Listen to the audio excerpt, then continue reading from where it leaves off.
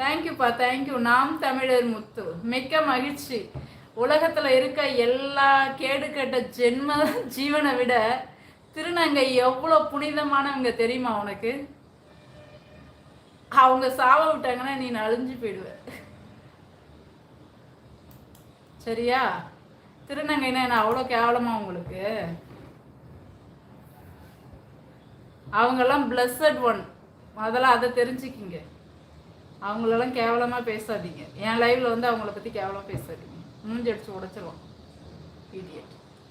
பேர் நாம் தமிழர் முத்துன்னு வச்சுக்கிட்டு திருநங்கையை பற்றி இங்கே வந்து பேசுறதுக்கு வந்துச்சு.